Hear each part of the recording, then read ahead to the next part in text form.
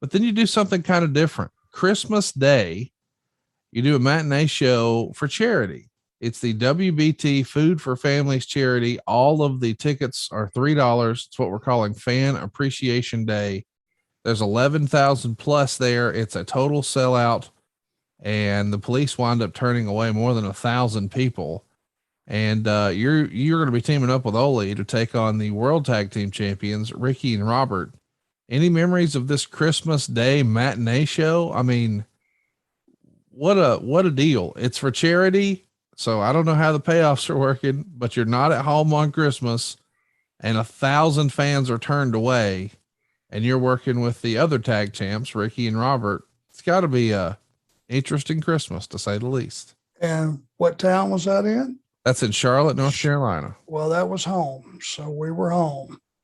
Anytime you can do anything for charity, you know, it was a good thing. And we had started, business had picked way up and we were all making money and nobody's going to begrudge that. Christmas Day, you would think, you know, in today's mentality, nobody in the wrestling industry wants to work Christmas Day.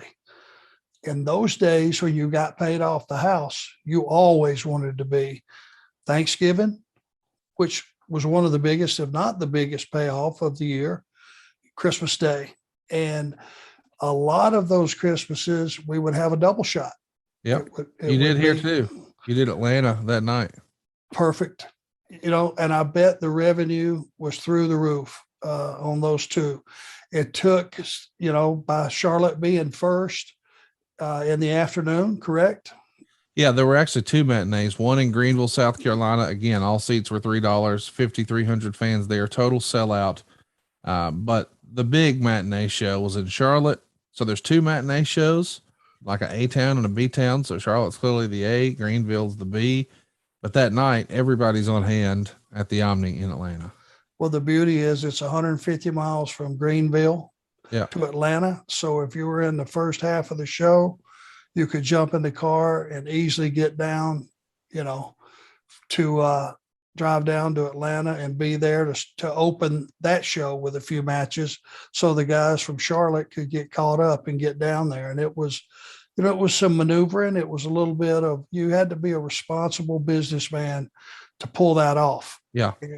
You know, that's a part that, you know, in those days you had to be mature. Hey, guess what? I may or may not have time to grab a shower. So I'm going to grab a wet towel. I'm going to jump in the car and have somebody driving, and I'm going to wipe myself down, change my gear when I get there, if I have time. And if you don't, sometimes you would go to the ring with, you know, with the same gear you had wrestled earlier in, because it was more important to get there, be on time, be ready to go and rock and roll. And you had to be a good businessman to pull that off.